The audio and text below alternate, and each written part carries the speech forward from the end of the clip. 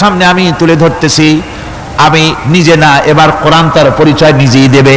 কেউ যদি কোরআনের কাছে জিজ্ঞাসা করে, কোরআন তুমি কোথা থেকে নাজিল হয়েছ, কে তোমাকে নাজিল করেছে, এই প্রশ্ন যদি কেউ কোরআনের কাছে করে, কোরআন নিজেই তার জবাব দিতে পারে কিনা? কোরআন নিজেই বলে, তানজিলাম মিম্মান খালাকাল আরদা ওয়াস সামাওয়াতিল উলা। এই কোরআন নাজিল করেছেন তিনি, যিনি ওই উচ্চ আকাশ আর জমিনকে যিনি সৃষ্টি করেছেন, সেই আল্লাহ আমারে নাজিল করেছেন। কোরআনের কাছে কেউ যদি প্রশ্ন করে, ও কোরআন, এই পৃথিবীতে নাজিল হওয়ার আগে তুমি কোথায় ছিলে,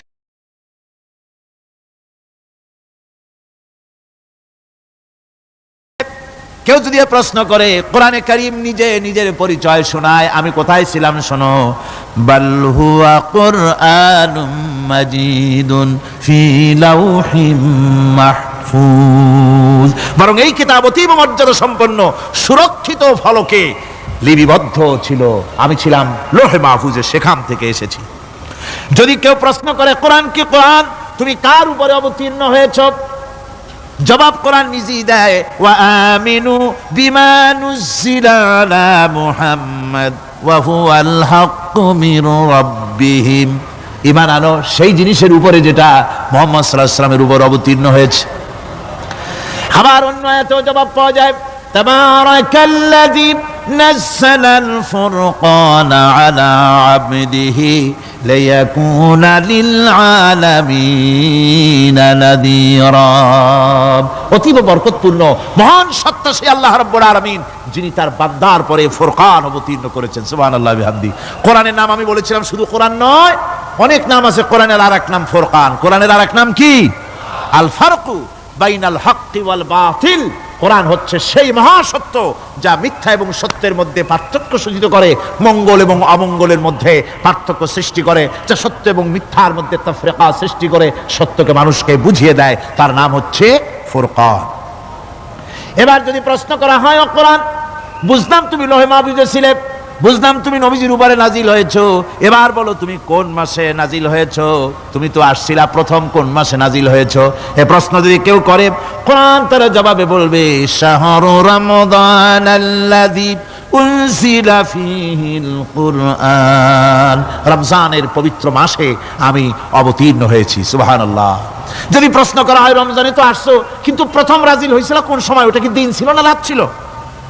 কোরআন তার জবাবে বলে, ইন্না আনজালনাহু ফি লাইলাতিল কদর, কদরের পবিত্র রাতে আমি এই পৃথিবীতে আমার আগমন ঘটেছিল।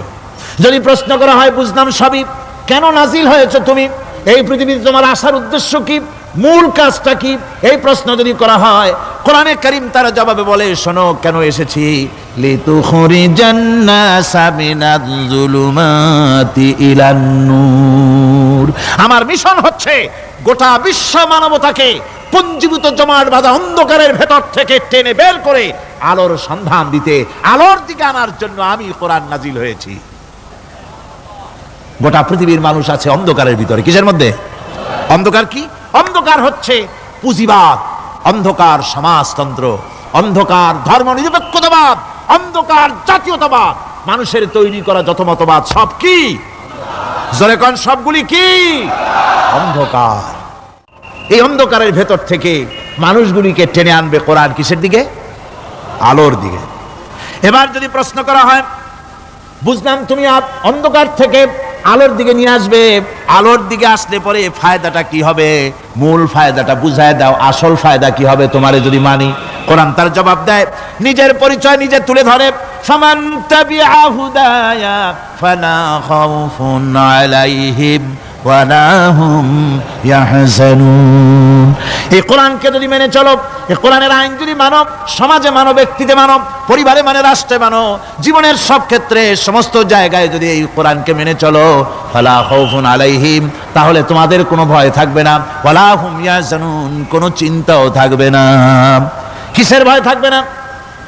কোরআনের আইন মেনে যদি চলো সমাজে ও রাষ্ট্রে, চুরির ভয়, ডাকাতির ভয়, জিনার ভয়, হত্যার ভয়, সন্ত্রাসের ভয় কোনো ভয় থাকবে না।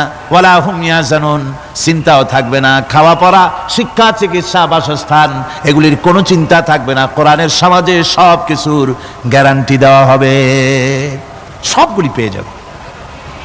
এখন যদি আবার প্রশ্ন করা হয়, কোরআন বুঝতাম তোমারে মানলে পরে সব ফায়দা হবে, তাহলে এবার জবাব দাও, তোমার ভিতরে কি রাজনীতি আছে নাকি? আমি তো মানুষ, আমার রাজনীতি করা লাগে। Man is social animal. আমরা তো জঙ্গলের পশু নই, আমরা তো মানুষ। আমাদের সমাজ আছে, আমাদের পৌর নির্বাচন আছে, আমাদের জাতীয় নির্বাচন আছে, আমাদের কলকারখানা আছে, জমিন আছে, আমাদের রাজনীতি, অর্থনীতি, সমাজনীতি আছে, পারিবারিক নীতি আছে, অনেক নিয়ম মালা আছে, নিয়ম নীতি আছে। তোমারে মানলে তোমার ভিতরে কি ওগুলো আছে নাকি, সে কথা বলো। কোরআন তার জবাবে বলে, وَنَزَّلْنَا عَلَيْكَ الْكِتَابَ تِبْيَانًا لِكُلِّ شَيْءٍ وَهُدًى وَرَحْمَةً وَبُشْرَى لِلْمُسْلِمِينَ।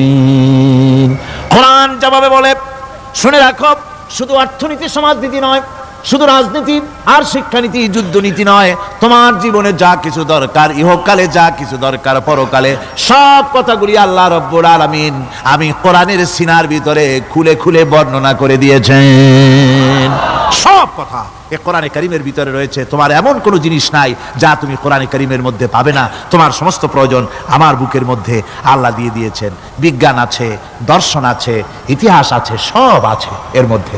তবে কোরআনের মধ্যে বিজ্ঞান আছে বলে আমি এটাকে বিজ্ঞানের কিতাব বলবো না, দর্শন আছে বলে দর্শনের কিতাব আমি বলবো না, রাজনীতি আছে বলে কোরআনকে আমি রাজনীতির কোনো কিতাব বলবো না। কোরআন তাহলে কি? কোরআন হচ্ছে অর্থনীতি, সমাজনীতি, রাজনীতি, পারিবারিক নীতি, মানুষের জীবনের যা কিছু প্রয়োজন, সমস্ত নীতি মালার নীতি গ্রন্থের নাম হতেছে কোরআনে কারীম। সমস্ত নীতিমালার নীতি গ্রন্থ কোরআন। এখানে রয়েছে সব কিছুর উৎস, যেটা গ্রহণ করলে পরে মানুষ আরামে থাকতে পারবে। অমুসলিম নাগরিক বৃন্দ তাদের নাগরিক মর্যাদা পাবে। মুসলমান, কৃষক, নারী, চিকিৎসা, কৃষিবিদ, সাধারণ মানুষ, রং, বর্ণ, ভাষা নির্বিশেষে গোটা মানব সভ্যতা আরামে বাস করতে পারবে। পশু পাখিও আরামে থাকবে, গাছপালাও আরামে থাকবে, যেহেতু নির্দেশ হয়েছে বিনা প্রয়োজনে গাছের পাতাটিও ছিঁড়ো না। ইসলামের সমাজ যদি চালু হয়